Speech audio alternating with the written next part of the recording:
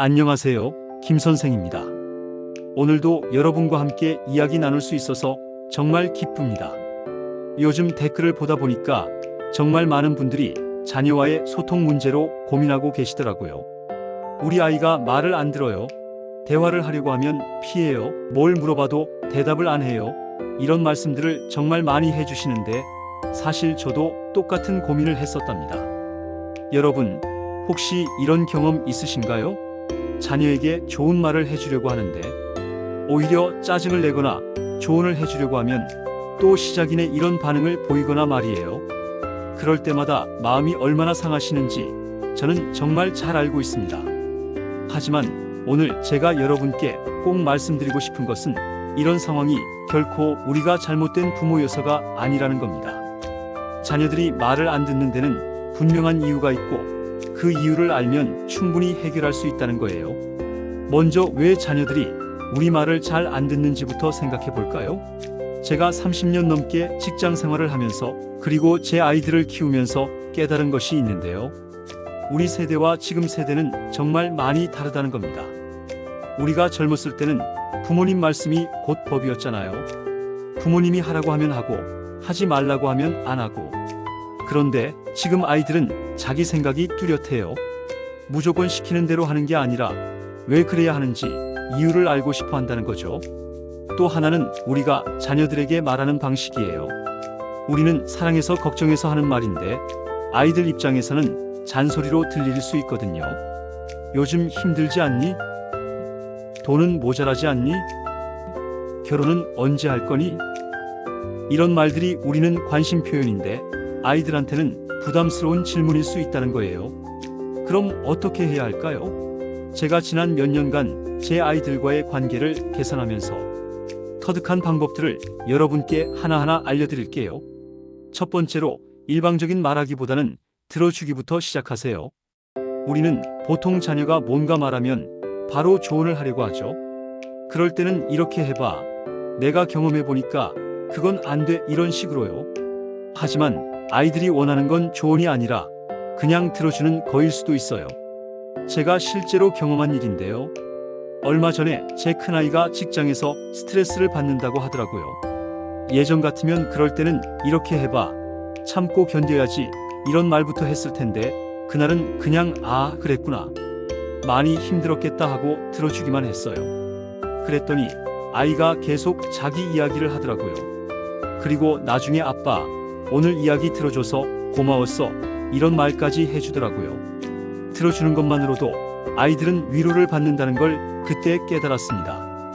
우리가 뭔가 해결해 주려고 하지 않아도 그냥 아, 그랬구나. 힘들었겠다. 속상했겠다. 이런 말만으로도 충분할 때가 많아요. 두 번째는 질문하는 방식을 바꿔보세요. 결혼은 언제 할 거니? 이렇게 직접적으로 묻는 대신에 요즘 어떻게 지내니? 뭔가 재미있는 일 있니? 이런 식으로 열린 질문을 해보세요. 그러면 아이가 자연스럽게 자기 이야기를 할 수 있거든요. 제가 요즘 제 둘째 아이와 대화할 때 자주 쓰는 방법인데요. 요즘 뭐가 제일 재미있니? 이렇게 물어보면 아이가 자기가 요즘 관심 있는 것들을 이야기해요. 그러면 저도 그 이야기에 관심을 보이고 자연스럽게 대화가 이어지거든요. 세 번째는 아이들의 세계에 관심을 보이세요. 우리가 아무리 이해하기 어려워도 아이들이 좋아하는 것들에 관심을 보이는 게 중요해요. 요즘 젊은 사람들이 좋아하는 것들, 예를 들어 넷플릭스 드라마나 유튜브 영상, 게임 같은 것들 말이에요. 처음에는 저도 이해하기 어려웠어요. 이런 걸 왜 보지? 싶었거든요. 하지만 제 아이가 좋아하는 드라마를 몇 편 같이 보니까 아, 이런 재미가 있구나 하는 걸 알겠더라고요. 그리고 그 드라마 이야기를 하면서 아이와 공통 화제가 생기더라고요. 물론 우리가 다 이해할 필요는 없어요. 하지만 아, 그래. 그게 어떤 건데? 이런 식으로 관심을 보이기만 해도 아이들은 기뻐해요. 자기가 좋아하는 걸 부모가 알아주려고 한다는 것만으로도 고마워하거든요. 네 번째는 자녀의 독립성을 인정해주세요. 이게 참 어려운 부분이에요. 우리는 아직도 아이들을 우리가 돌봐야 할 존재로 생각하는 경우가 많거든요. 하지만 이제 다 큰 어른이잖아요. 스스로 판단하고 결정할 수 있는 능력이 있다는 걸 인정해줘야 해요. 이렇게 해라, 저렇게 해라 하는 대신에 내가 어떻게 생각하니? 어떻게 하고 싶어? 이런 식으로 아이의 의견을 물어보세요. 그리고 그 의견을 존중해주고요. 설사 우리 생각과 다르더라도 일단은 그런 생각도 있겠네 하고 받아들여주는 거예요. 제가 제 큰아이와 갈등이 있을 때가 있었는데요. 아이가 회사를 그만두고 다른 일을 해보고 싶다고 하더라고요. 저는 안정적인 직장을 놔두고 왜 그러냐고 반대했었어요. 하지만 나중에 생각해보니까 그건 제 기준이었던 거예요. 아이는 아이 나름대로 생각이 있었던 거고요. 그래서 아이에게 내가 왜 그런 생각을 하게 됐는지 들어볼 수 있을까? 하고 물어봤어요. 그랬더니 아이가 자기 계획을 자세히 이야기해 주더라고요. 그리고 제가 그 계획을 듣고 나니까 아, 이 아이가 정말 진지하게 생각해 본 거구나 하는 걸 알 수 있었어요. 다섯 번째는 우리의 경험을 강요하지 마세요. 우리는 살아온 경험이 많으니까 아이들에게 내가 해봐서 아는데 이런 말을 자주 하죠. 하지만 시대가 다르고 상황이 다르니까 우리 경험이 지금에는 맞지 않을 수도 있어요. 대신에 내 경험으로는 이랬는데 지금은 어떤 것 같아? 이런 식으로 경험을 나누되 강요하지는 않는 거예요. 그러면 아이도 부담스러워하지 않고 우리 이야기를 들어줄 수 있거든요. 여섯 번째는 감정을 솔직하게 표현하세요. 우리 세대는 감정 표현을 잘 안 하는 편이잖아요. 특히 사랑한다는 말이나 고맙다는 말을 잘 안 하죠. 하지만 아이들에게는 이런 감정 표현이 정말 중요해요. 내가 있어서 아빠가 행복하다. 엄마는 내가 정말 자랑스럽다. 이런 말들을 직접 해주세요. 처음에는 쑥스럽겠지만 아이들이 정말 좋아해요. 그리고 이런 말들이 쌓이면서 관계가 훨씬 가까워져요. 일곱 번째는 시간을 함께 보내는 방법을 바꿔보세요. 예전처럼 가족끼리 밥 먹자고 해서 모이기는 어려워도 아이가 좋아하는 방식으로 시간을 보낼 수 있어요.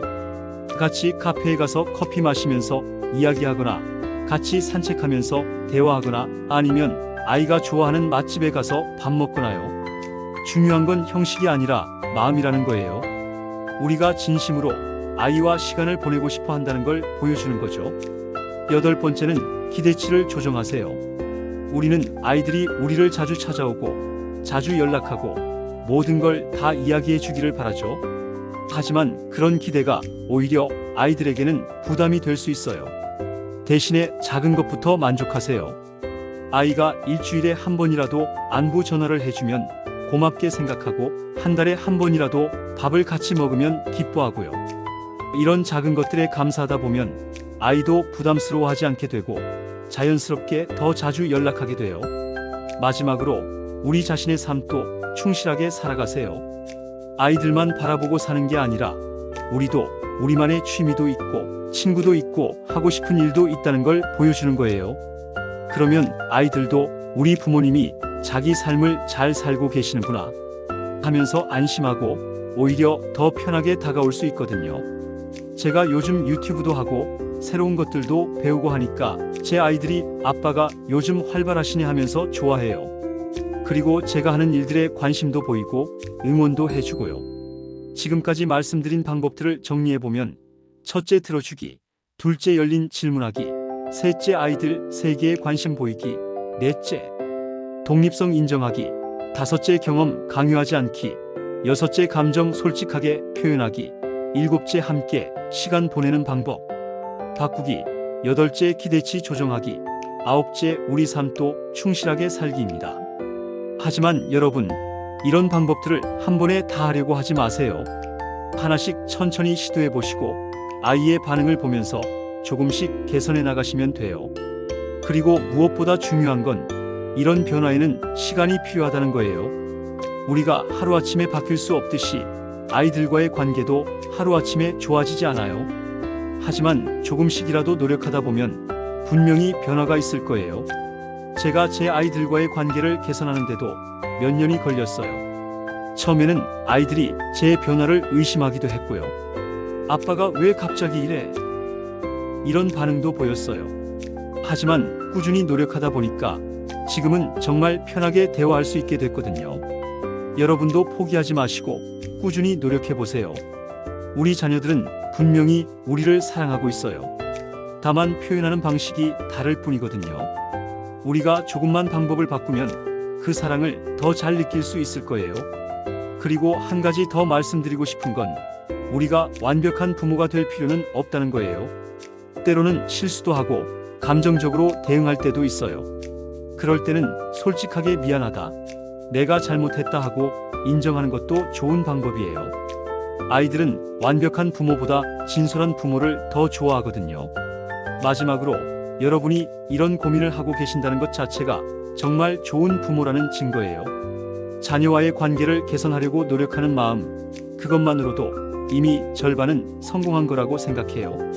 오늘 제가 말씀드린 방법들을 하나씩 시도해 보시고 여러분만의 방법도 찾아보세요. 그리고 혹시 잘 안 되는 게 있으면 댓글로 알려주세요. 함께 고민해보고 더 좋은 방법들을 찾아보도록 하겠습니다. 다음 영상에서는 자녀들과 함께 할 수 있는 구체적인 활동들에 대해서 알려드릴게요. 오늘도 영상 시청해주셔서 정말 고맙습니다. 여러분의 가정에 따뜻한 소통이 가득하시길 바라겠습니다. 안녕히 계세요.